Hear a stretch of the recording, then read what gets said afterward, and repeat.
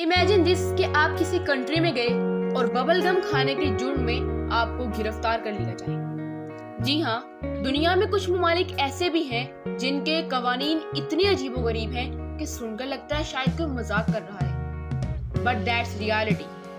आज की इस वीडियो में मैं आपको बताऊंगी दुनिया के 10 ऐसे अनोखे ममालिक जहाँ के असूल और रवायत आपको चौंका कर रख देंगे। तो तैयार हो जाएं कुछ छुपे हुए इंटरेस्टिंग फैक्ट्स में डाइव डीप करने के लिए।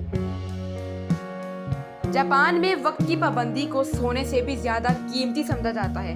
अगर कोई ट्रेन सिर्फ 1 मिनट लेट हो जाए तो कंपनी पूरी आवाम से माफी मांगती है और बाकायदा रिटन सर्टिफिकेट जारी करती है। यहाँ की ट्रेन्स के बारे में ये बहुत मशहूर है कि अगर आप अपनी वॉचेस का टाइम ठीक करना चाहते हैं तो जापान की ट्रेनों के टाइम के साथ मैच कर लें। अगर आप आइसलैंड में रहते हुए अपने बच्चे का नाम जोहन या फिर आर्यन रखना चाहते हैं तो रुक जाएं। यहाँ बच्चों का नाम रखने से पहले नामों की नेशनल कमेटी से इजाज़त लेनी होती है। ये कमेटी चेक करती है कि आया ये नाम आइसलैंड के तलफ़्फ़ुज़, ज़ुबान और रवायत से मुताबिकत रखता भी है या नहीं। अब तक कई वालिदैन की कई दरख्वास्तें मुस्तरद हो चुकी हैं क्योंकि वो अंग्रेजी या फिर कोई यूनिक नाम रखना चाहते हैं। इटली में अगर आप दिन के खाने के बाद कैपुचिनो मांगे तो कैफे वाले आपको ऐसे देखेंगे जैसे आपने कुछ गलत कह दिया हो। यहाँ कैपुचिनो सिर्फ नाश्ते के वक्त किया जाता है क्योंकि इसमें दूध ज्यादा होता है और वो मैदे को दिन भर बोझल रख सकते हैं। दोपहर और शाम में सिर्फ एस्प्रेसो या कॉफी नर्व पी जा सकती है। तो अगली बार अगर आप इटली जाएं तो कैफे के आदाब का ख्याल रखिएगा। न्यूजीलैंड को शीप कंट्री कहा जाता है। न्यूजीलैंड में इंसानों की आबादी तकरीबन 50 लाख है, जबकि भेड़ों की तादाद तकरीबन 2 करोड़ 50 लाख से जायद है। यहाँ हर तरफ हरे बड़े मैदान और उनमें चढ़ने वाली भेड़ें नजर आती हैं। ज़राअत और ऊन के साथ यहाँ की मईशत का सबसे बड़ा हिस्सा है। यही वजह है कि न्यूजीलैंड को शीप नेशन भी कहा जाता है। अगर आपको लगता है कि सिर्फ गाय या भैंस का ही दूध पिया जाता है तो कजाकिस्तान में खुशामदीद। यहाँ कुमेस नामी मशरूब बनाया जाता है जो घोड़ी के दूध को फर्मेंटेशन के बाद तैयार किया जाता है। ये थोड़ा सा खट्टा और हल्का सा नशियावर होता है, लेकिन यहाँ की रवायती तकरीबात और रोजमर्रा जिंदगी में ये आम बात है।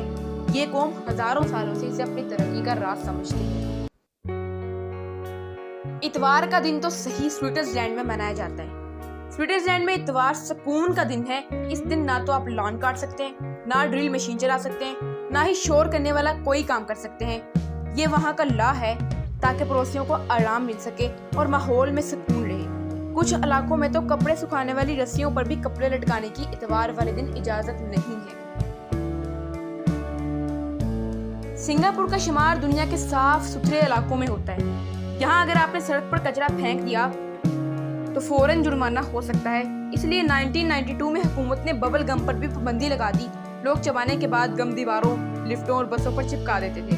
अब सिर्फ डॉक्टर के नुस्खे पर बबल गम को च्यू किया जा सकता है, वरना वहां पर बबल खाने से आपको कैद हो सकती है।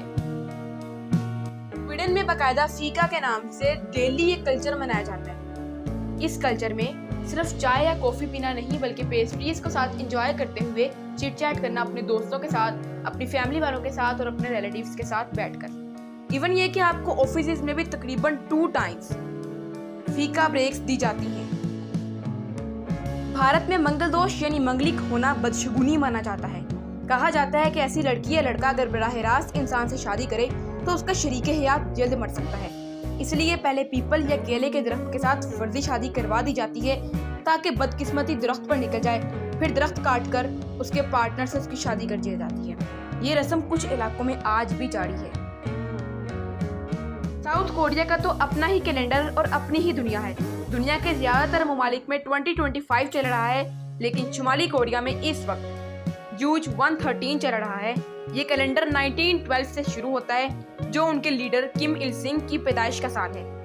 ये सिर्फ कैलेंडर नहीं बल्कि कौम परस्ती की अलामत है। यहाँ इंटरनेट अलग, टाइम जोन अलग और दुनिया से मुकम्मल कटा हुआ एक और ही निज़ाम है। किस मुल्क का रूल आपको बहुत ज़्यादा इंटरेस्टिंग लगा कमेंट में ज़रूर बताइए और ऐसी इंटरेस्टिंग वीडियोस के लिए डाइव डीप चैनल को सब्सक्राइब करना मत